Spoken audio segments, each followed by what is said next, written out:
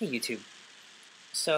In this video, I thought I would just read a little bit of Teilhard de Chardin, and this is the Divine Milieu, and I probably butchered that inaccurate French, but this was one of my favorite books in undergraduate school, and I discovered Teilhard actually um, in the library of Fordham University at Lincoln Center, and I discovered a whole wall, like a whole bookshelf, like as big as that, but like covering each shelf was all either Teilhard books or books about Teilhard, and I was um, very intrigued by that. But I connected the dots.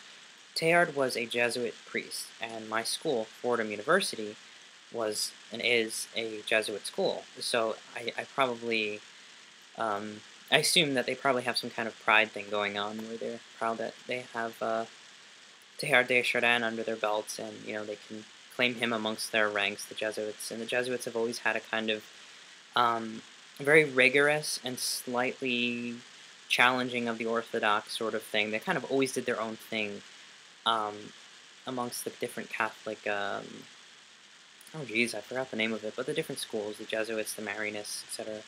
And the Jesuits always had their sort of ability to really develop a rigorous philosophy, and um, starting with Ignatius of Loyola, he kind of had almost a missionary, military kind of intellectual, mystical, military sort of attitude. I don't know. I don't really remember too much about the details of the order. Just that I appreciated their unorthodoxy.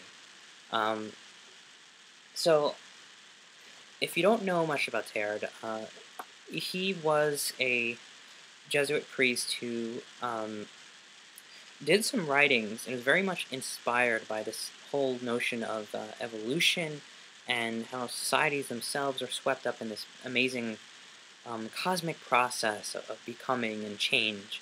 And the philosophy of evolution influenced him to his core, to his soul, to his very faith. And um, I think as he was leaving his seminary school or something like that, he read Henri Bergson's work, Creative Evolution, who spoke of something called the élan vital, and that's sort of like this impulse or creative um, will to create that's behind life, that moves life. And from what I hear, Bergson wasn't a very popular scientist or philosophical thinker amongst the more hardcore scientists, but he was an extremely popular public speaker, and he really was able to essentialize some of the amazing ideas at the time of evolution, of process, of becoming, and really articulate a beautiful book and worldview. And I need to finish actually reading the book. It's called Creative Evolution. Um, I'm pretty sure if you have a Kindle, or if you have if you're just near a bookstore, it's usually pretty cheap. Barnes& and Noble sells it for like $7.99 or something like that. And on the Kindle, it's $2, 99 cents. It could even be free. I think I remember getting it for either 99 cents or for free. So Teilhard was very inspired by this whole vision of evolution and creative becoming and the élan vital. And he goes through a few periods in his life where he's studying science. The Jesuits are also very much into science. That's another big thing that I forgot to mention. And he goes through World War I, I believe, as a medic, and he's actually moved by World War I in a way that you might find surprising, if a little naive. He's extremely almost inspired and enraptured by it. He believes something's going on in the crackling of tectonic social plates, in which something new is emerging. That people are literally smashing their bodies against each other, and yet something is emerging from this violent process. And I think he was both awed and humbled by it in a kind of, you know, uh, in a way almost that, Native Americans describe their, mystical experiences of nature. It's both beautiful and terrifying, and I believe that he had a kind of experience like this when he was on the battlefield. At any rate, within a few years, maybe by the end of after 1915, maybe 1919, 1920, he starts to really pick up his new philosophy, in which he begins to incorporate evolution, um, and even just geology and the different geological ages, and he begins to develop this whole cosmology that he culminates in. Actually, I have the book here. Might as well just make this a Teilhard video. Um, he culminates in this, the phenomenon of man. And basically, the Catholic Church tells him to either shut his mouth or face perhaps being kicked out. I don't know if it was literally excommunication, but he was warned, and he agreed to not publish his work during his lifetime. I mean, I think he was able to correspond with his friends and colleagues, but he wasn't able to actually come out as a published author during his lifetime. By his own admission and will to comply with the Catholic Church, he was a very devout Catholic. He was a very devout Jesuit, and I don't think he was um, willing or desiring to break off from the Church and create a new sect, even though I think, and I don't remember where I've read this, but some people wanted him to, including a very close female companion that he had, and again, I'm sorry that I can't remember the details now, that a close companion and friend that, really urged him to leave the church and get his writing out there, and thought he was worth more than that. But at any rate, so he's sent as a Jesuit missionary to China. And in China, what does he do? Well, he continues his work and studies of evolution as a paleontologist. I believe he became a paleontologist. But he was part of the excavation of the Peking Man and a number of other digs during that time period in I think, Manchuria. I'm not quite sure. These facts are really nebulous. I haven't researched Teilhard in a couple of years, but I did a private study on him in undergrad. But since then, it's been a little patchy with research. But he, even though he's sent away by the Catholic Church, he continues his research. He's deeply inspired by this whole view of cosmic evolution, and he develops this theory. And in the phenomenon of man, he doesn't bring up his religion very much. He doesn't bring up Catholicism or Christianity, but I mean, you can smell Christianity in the work. And it's this general movement from lower orders of complexity to higher orders of complexity, and I think it's a general law within his work called the law or hypothesis of complexity and consciousness. Basically, the story goes that there is a within of things. There is an interior dimension to the cosmos, to even the most minute bit of matter. There's an innerness to it.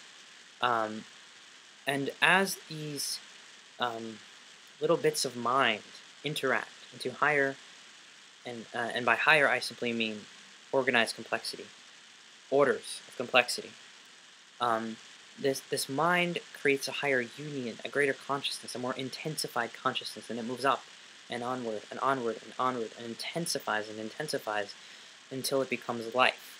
And this is just as the story goes. And then from the rudimentary forms of life, the rudimentary cells, I forgot what he called them. He kind of, if you read his book, The Phenomenon of Man, it's very, I think he uses monads. He just has a little bit of an old-fashioned, dated sense of scientific knowledge, which is fine. I mean, you can still read the book. It's still very accessible. And from these monads, from these single cells, multicellular organisms, and from these multicellular organisms arises the rudimentary qualities of what we would call consciousness today, which begins with the nervous system. And at the time when I was reading it, and still today, there's a kind of brilliancy in his ability to tease out this one thread in evolution, the thread of consciousness, the evolution of consciousness. And he perceives the whole of evolutionary life, the biological evolutionary life, and before biology too. It's the evolution of the cosmos, culminating in life at this point. He teases this whole thread of consciousness in the evolution of the nervous system. And he kind of has this narrative going where he explores these different organisms in the tree of life, and how this tree of life meanders. It sprawls out in all these different various forms, a kind of groping for greater and greater intensifications of mind. And from this groping, like I remember he compared at one point the the exoskeleton of arthropods and the endoskeleton of fish. And I don't really know if this is actually accurate science, but he says the exoskeleton had a kind of limited ability to develop the brain's capacity, the brain's cranial space. Um, that's probably not even the correct term for arthropod, but within fish, the brain was able to develop. Within exoskeleton creatures, the brain had a limitation, an encasement. Um, so he has this general narrative that it is through fish, it is through these higher forms of brain development that you can follow and trace evolution. At the beginning of the nervous system, moving into the evolution of the brain, and then following the thread of greater and greater and greater more complex brains. And as you trace that thread, you get greater and greater and greater forms of consciousness that culminate in human beings. And so for Teilhard, the culmination of life on Earth, I mean, it's a very Christian view as well. You can smell the connotations of Christianity here, whether or not you believe it. Um, is that in the human being, the whole of life is recapitulated. And so we begin this process of intensification of consciousness in ourselves, and it pours forth into these ever new plateaus, and it intensifies, and greater unities occur.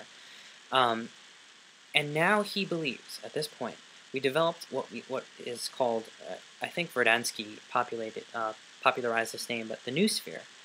And the noosphere is a kind of psychic space. It's an immaterial interaction of cultures and values and dreams and personal experiences and thought and self-reflection. And through human beings, the noosphere begins to develop. I mean, you might believe that the noosphere always was this very latent seed in life, and then with humans it begins to flower. The very first flowering of this noosphere comes in through us, and we envelop the globe in all of these different tribes and cultures, and ways of imaginatively perceiving what do you call it? Relating to the world, in what Barfield called the imaginative participation. And when we get to this point, we are now in this sort of nebulous, semi-formed noosphere, which hasn't totally even actualized yet. And Teilhard believed that we were being drawn to what he called the omega point, which is sort of the ultimate singularity of consciousness. And that is what life has been drawn to, and drawing itself to, and groping towards. So he kind of allows for a meandering to happen in the messiness of life, and studying biology and paleontology, and even just the different forms of hominids that existed. I mean, it makes sense. There were different humans at a certain point. There were different human-like beings on Earth at a period in history. So we have to account for a kind of spreading out, the rhizomatic dimension of life. So we're here at the noosphere. We're here at the development of culture and psychic space. And at this point, we are trying to develop a higher form of unity. We're a culture of particulars. We're a culture of individuals. And he believed that the future would occur in the recollectivization of human consciousness. And he didn't believe that this would make us lose our individuality. Rather, it would help even more define it and protect it in a higher order of being, a higher emergent organism, just as single-cellular organisms emerged into multicellular organisms through, trial and error and millions of years, perhaps billions of years of adaptation. So he has this a beautiful, imaginative perspective of life, in which right now in our society we are trying to recapitulate the whole history of evolution in us. And in many ways, Teilhard has inspired me personally, as well as spiritually. I've had quite a few interesting dreams, and even just experiences reading his book and walking around through life.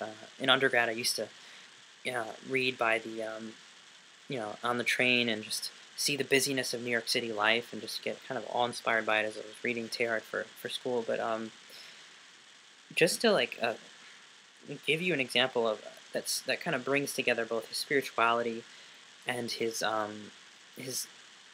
view of life, the view of what are we doing here in our personal lives.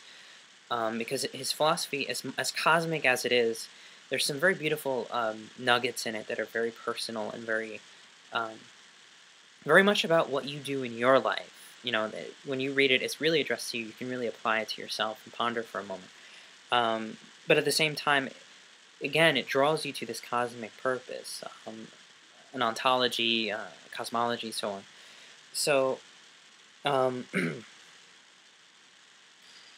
let's see. So just to begin with this statement, and it's from the divinization of our activities in this book, The Divine Milieu.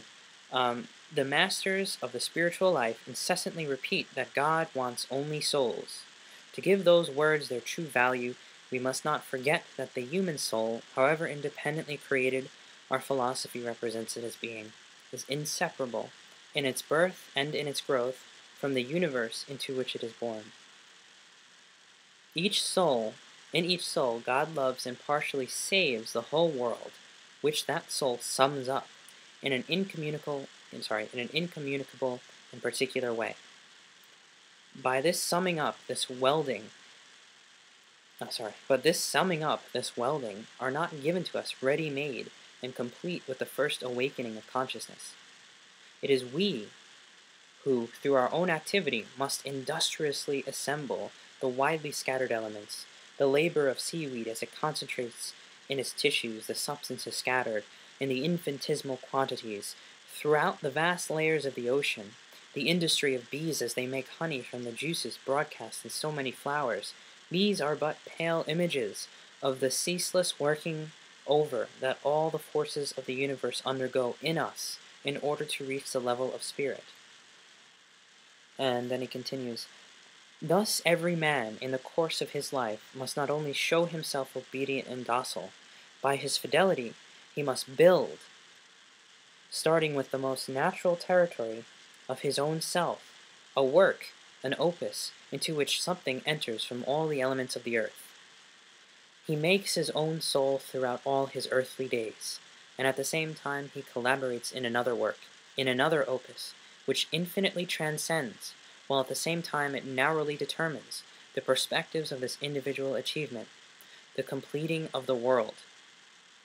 For in presenting the Christian doctrine of salvation, it must not be forgotten that the world, taken as a whole, that is to say, in so far as it consists in a hierarchy of souls, which appear only successively, develop only collectively, and will be completed only in union, the world, too, undergoes as a sort of vast ontogenesis, and in parentheses, a vast becoming of what it is, in which the development of each soul, assisted by the perceptible realities on which it depends, is but a diminished harmonic. Beneath our efforts to put spiritual form into our lives, the world slowly accumulates, starting with the whole of matter, that which will make of it the heavenly Jerusalem, or the new earth. And that's one of my favorite quotes from this book. But there's plenty of other very interesting tidbits of knowledge and information in there. But, if you haven't read Teilhard, I recommend at least picking him up online or checking him out on a website somewhere. If you're interested in a kind of spirituality that embraces evolution, that embraces mysticism, and a larger process of growth, because in ancient societies they had a notion of growth, but perhaps it was more cyclic in its nature, and it was applied more to perhaps the seasons and so on.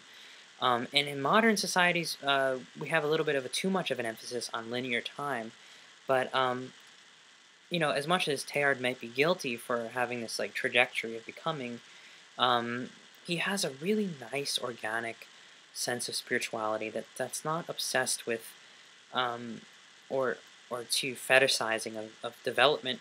It's a rich kind of innerness that says, we are divine and we have this divine essence in us, and it needs to be built and brought forth in all of its days. We become what we are. We are given a kind of spark, which has the potential to become a flame if our lives, in the way we live them, are lived in a way that is attuned to that spark. And I very much appreciate that form of spirituality. And again, I think I'm going to start emphasizing in a lot of my videos the positives of my inspirations and my own personal muses. And in doing so, hopefully be a little bit more compatible with, maybe some modern thinkers who are using Teilhard and others who maybe I have disagreements with. But Any rate, thanks for listening, and thanks for hearing my rambles out about Teilhard de Chardin. If you have any thoughts or comments or even questions, if you want me to bring something up from another one of his books or another topic, just let me know. Thanks.